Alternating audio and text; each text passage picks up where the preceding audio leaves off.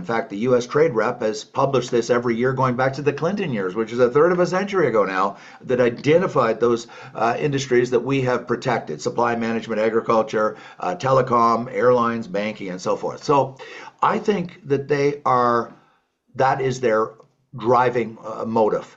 This is good news in a bizarre way, because that means then there's a deal possible. In other words, the threat to them, if that interpretation is correct, is from outside. It's from other countries who can change their behavior. If it's purely to generate revenues internally for the United States to do a tax cut, well, countries outside can't do anything about that. So we have more influence, if you will, because there's things we can do, such as opening up those protected industries, such as killing that digital service tax on U.S. tech giants. So I lean to the view that that's what they're trying to do. And that also, one additional benefit, if I can call it that, is that it is less likely to last. That is to say, the quicker we can get to negotiations and do a deal, as it seems like we're going to do, as Prime Minister Carney suggested, that there will be negotiations right after the election. And so that suggests to me that we will do a deal, and we will, the trade war and the tariffs will mostly, if not completely, come to an end. Let's just continue with that. There is a theory that with the renegotiation of CUSMA, or the USMCA, that tariffs will come off completely. What are your thoughts?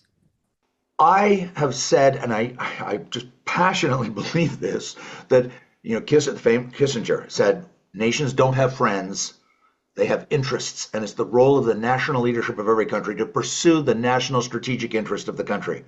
Our national strategic interest in Canada must be clearly the elimination of all tariffs with the United States, A, and B, complete access, unrestricted access to the largest economy in the world, the U.S. hegemon, 30 trillion GDP. The idea that we're somehow going to take that $1 trillion of bilateral trade with the U.S. and somehow people say, well, we'll divert to Europe or Asia. I don't see how you can take $1 trillion of trade with thousands and thousands of corporations and somehow, I'm being a little bit facetious, put it on a boat or an airplane and ship it over to Europe or over to Asia. Not going to happen. Yes, we need to diversify trade, but we are still going to be, for my lifetime and many lifetimes after mine, we will be largely trading with the United States. So yes, I do think we could see that happen if we are willing to open up our economy. We could achieve that end game of no tariffs.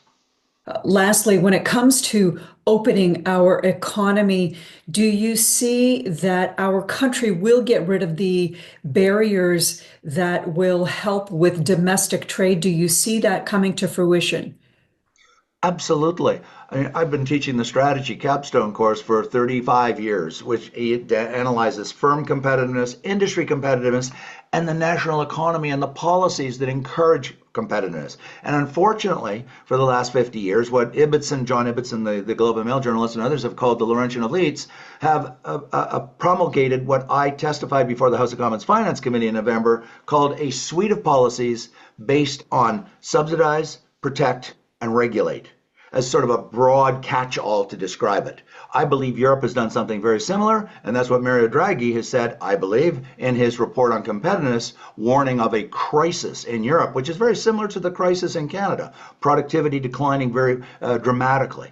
And a major contributor are the interprovincial tariffs, $200 billion that restrict trade, that drive down growth, that introduce declining or foster declining productivity. So I believe that the response to Trump, part of that response must be the complete elimination of $200 billion of tariffs.